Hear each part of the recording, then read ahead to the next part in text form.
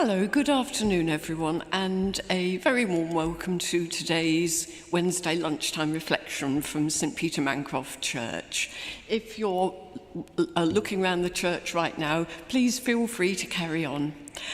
My name is Gill Persicke. I'm one of the licensed lay ministers here.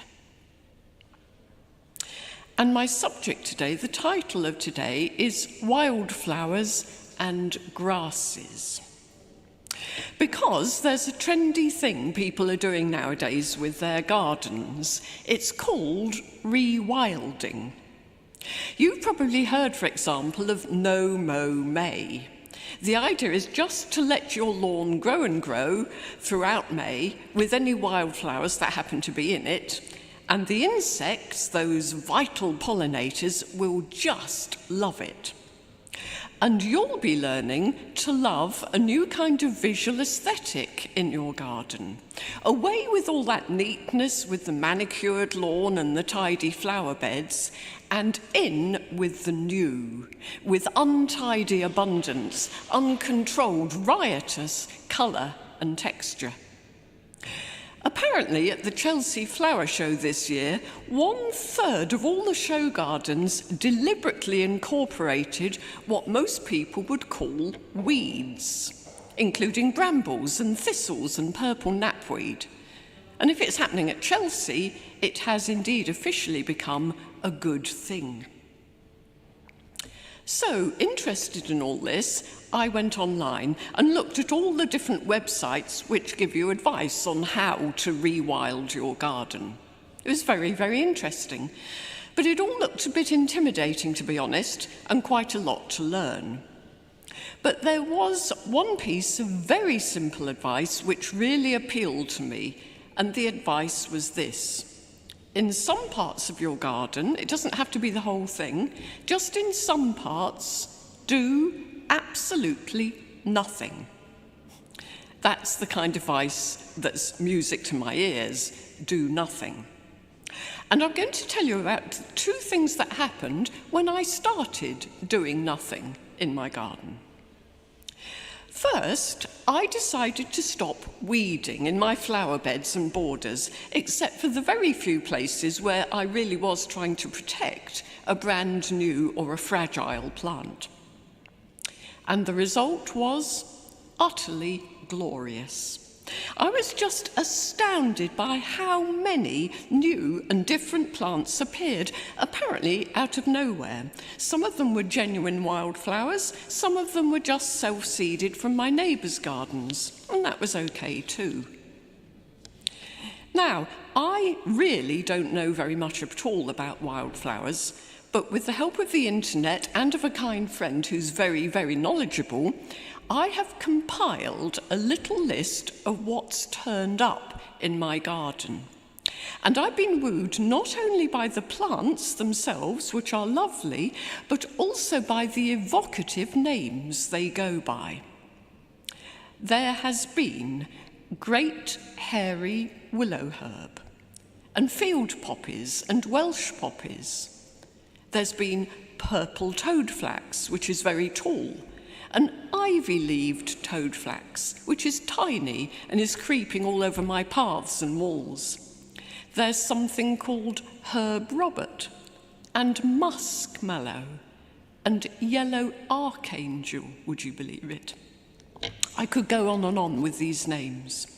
The only things I have been hoiking out when I spot them are ground elder, which is also actually very pretty indeed, but a real thug, and bindweed and stickweed. And perhaps with the time I haven't been spending on weeding, I have been spending more time looking, just observing what's going on with these flowers. And the answer is simple: insects. Some of the insects seem to like only one specific kind of flower, and others are less fussy. But I'm learning to take real joy in all the creepy crawlies and the flying ones and the buzzing ones, and I'm beginning to take pride in the variety of insects I'm now seeing in my own garden. And the second thing I did was with my lawn. With me, it hasn't just been no mow May, but I decided to leave the very centre of my lawn completely unmown throughout the whole summer. A kind of little island of meadow right in the middle of my garden. With all the rain this year, it has actually grown fairly tall, but it looks completely lovely. And if I get down on my hands and knees and peer into the depths of it, I can see now a whole ecosystem at work. Lots of little things living their own quiet lives in the shelter of the grass. And not such little things too. I left my sun hat on the lawn one day next to the meadow, and when I went to pick it up later, lo and behold, a frog jumped out.